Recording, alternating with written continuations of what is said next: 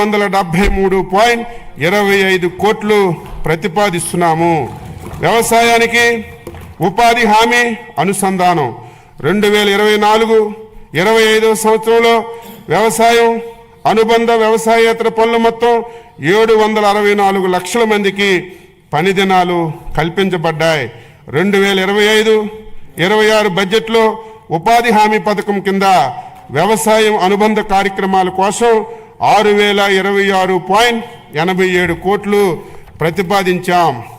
ఎన్టీఆర్ జలసిరి 2025-26 సంవత్సరంలో 6607 బోర్లను ఉచితంగా వేయడానికి మరియు 10,000 మోటార్లు ఉచితంగా పంపిణీ చేయడానికి ప్రతిపాదించాం.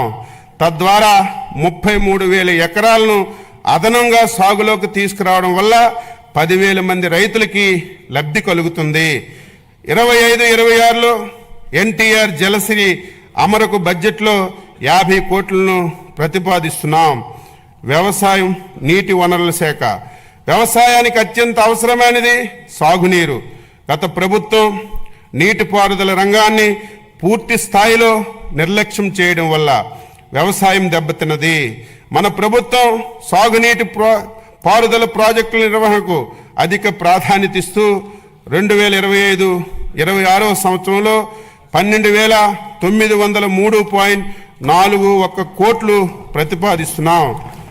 ఇది మంచి ప్రభుత్వం, ప్రజలు మేలు కోరే ప్రభుత్వం. రాష్ట్ర ప్రభుత్వం తరపున వ్యవసాయం మరియు అనుబంధ శాఖల బడ్జెట్ కింద 2025-26 సంవత్సరానికి గాను మొత్తం 48,341.14 కోట్లు 48,341.14 కోట్లు ప్రతిపాదిస్తున్నాను.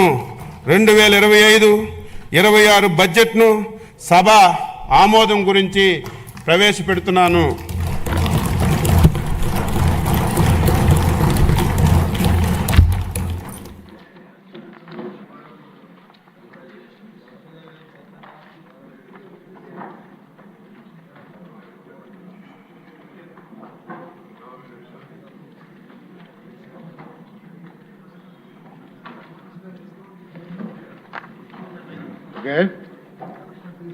మరి ఈ బడ్జెట్, వ్యవసాయ బడ్జెట్, మన ఫైనాన్స్ మినిస్టర్ బడ్జెట్ జరుగుతున్న సమయంలో గ్యాలరీలో కేంద్ర మంత్రి గారు ఉండి చూస్తున్నారండి, రామ్మోహన్ నాయుడు గారు. Thank you sir. వారితో పాటు సీఎం రమేష్ గారు, ఎంపీ గారు కేశినేని గారు, వీళ్ళందరూ ఎంపీ గారు కూడా వచ్చి ఉన్నారు.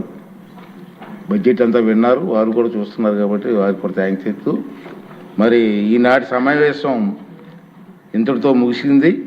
తిరిగి సోమవారం అంటే మార్చి 3వ తారీఖు ఉదయం 9 గంటలకు మళ్ళీ అందరం కలుద్దాం. Thank you very much.